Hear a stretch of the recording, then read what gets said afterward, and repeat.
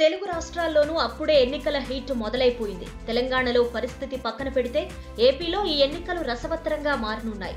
మళ్లీ టీడీపీదే విజయమని సర్వేలు తేల్చినా జగన్, పవన్, కాంగ్రెస్, వామపక్షాలంతా కలిసి ఏదో చేయాలని తాపత్రయపడుతున్నారు.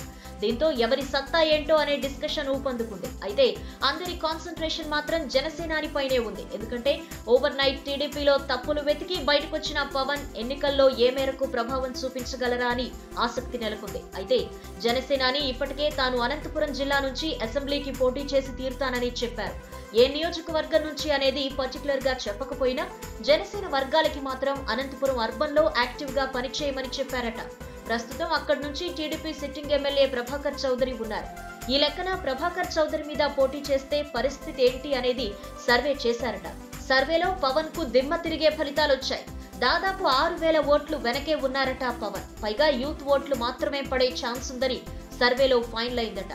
రాష్ట్రంలో ఇప్పుడున్న పరిస్థితుల్లో ఎన్నికలు ఎంత కష్టంగా జరిగినా చంద్రబాబు ఒంటరిగా పోటీ చేసినా 110 నుంచి 120 సీట్లు ఖచ్చితంగా వస్తాయని సర్వే రిపోర్ట్ ఉంది. ఇక అనంతపురంలో చించేస్తా అని ఆలోచించిన పవన్ కు కూడా బలిజల్లో కేవలం యూత్ తప్ప ఎవ్వరూ ఓట్లేసే పరిస్థితి లేదట. రెడ్లలో కొందరు వైసీపీకి మొగ్గు చూపుతున్నారు. మిగిలిన పార్టీల్లో 300 మంది టీడీపీకి సపోర్ట్ గా ఉన్నారు. ఇక బీజేపీ ఆడిస్తున్నట్టు ఆడుతున్న పవన్ కి కమలం పార్టీ వల్ల వ్యతిరేక ఓట్లే కానీ కలిసొచ్చేదేం లేదని క్లారిటీ వచ్చేసింది. పైగా అన్నయ్య చిరంజీవి సొంత జిల్లాలో పోటీ చేసి లేడీ ఎమ్మెల్యే చేతిలో ఓడిపోయారు.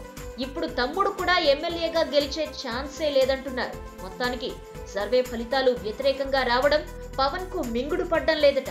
అందుకే నిన్న మాట మార్చిన పవన్ ఇక సీటు మార్చుకుంటే పరువైనా దక్కుతుందని భావిస్తున్నారని టాక్.